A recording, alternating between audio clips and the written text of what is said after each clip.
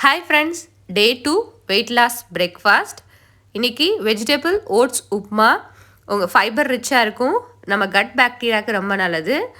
Low calories and high protein roasted makana, ginger carrot soup, fibre அதிகமா இருக்கும். டைஜஷனுக்கு ரொம்ப help பண்ணும். கொஞ்சோண்டு குக்கும்பர்.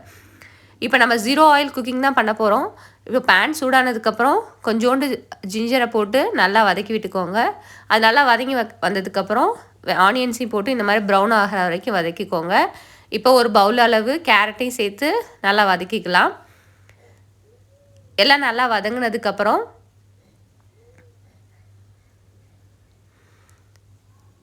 இப்போது தேவையான அளவு உப்பு சேர்த்துக்கோங்க. சேர்த்து தண்ணி ஊற்றி நல்லா வேக வச்சுக்கலாம். இப்போ கேரட் எல்லாம் நல்லா வெந்து வந்ததுக்கப்புறம் ஒரு மிக்சர் ஜாரில் சேர்த்து அரைச்சிங்கன்னா நல்லா திக்கான சூப்பாக ரெடி ஆகிடும். இப்போ மிக்சர் ஜாரில் சேர்த்து அரைச்சாச்சு. திருப்பி அதே பேனில் ஊற்றி கொஞ்சோண்டு தண்ணி சேர்த்து லைட்டாக பாயில் பண்ணிங்கன்னா உங்களுக்கு கேரட் சூப் ரெடி. இதுக்கு நீங்கள் சர்வ் பண்ணும்போது கொஞ்சோண்டு மேலே டாப்பிங்ஸ்க்கு பம்கின் சீடும் கொஞ்சம் பெப்பர் பவுடரும் சர்வ் பண்ணிங்கன்னா சுவையான ஜிஞ்சர் கேரட் சூப் ரெடி.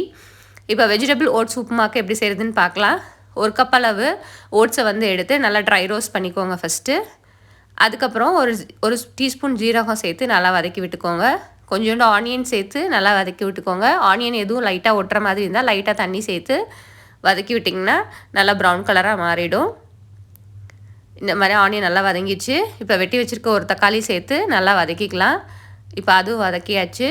இப்போது நம்ம வெட்டி வச்சுருக்க கேரட்டையும் பீன்ஸையும் சேர்த்து நல்லா வதக்கி விட்டுக்குருவோம். இந்த வெஜிடபிள் ஓட்ஸ் உப்புமா காலையில் உங்களுக்கு ரொம்ப ஃபில்லிங்காக இருக்கும். இதுக்கு தேவையான அளவு உப்பு, கொஞ்சோண்டு மஞ்சத்தூள், கொஞ்சம் சில்லி பவுடர், நம்ம எந்த கப்பில் எடுத்தோமோ அந்த கப்பில் ஒரு கப் அளவு தண்ணி சேர்த்து ஃபஸ்ட்டு நம்ம வேக வச்சுக்கலாம். வெஜிடபிள் மூடி போட்டு வேக வச்சுக்கலாம் ஃபஸ்ட்டு. இதில் ரிச் இன் ஃபைபர் இருக்குது. 207 கேலரிஸ் தான் இருக்குது. அதனால் ரொம்ப மார்னிங் இதுக்கு ரொம்ப ஃபில்லிங்காக இருக்கும். இப்போ வறுத்து வச்சுருக்க ஓட்ஸையும் சேர்த்து ஏற்கனவே ஒரு கப் தண்ணி சேர்த்துருக்கோம். அதே கப்பில் இன்னொரு கப் தண்ணி சேர்த்து மூடி வச்சிங்கன்னா உங்களுக்கு ஓட்ஸ் உப்புமா ரெடி ஆகிடும். ரொம்ப ஈஸியாக 10 நிமிஷத்தில் செஞ்சு முடிச்சிடலாம். இப்போ மூடி போட்டு வேக வச்சுக்கலாம். இப்போ ஓட்ஸ் உப்புமா ரெடி. மறக்காமல் லைக் பண்ணிடுங்க. சேனலை சப்ஸ்கிரைப் பண்ணி வச்சுக்கோ.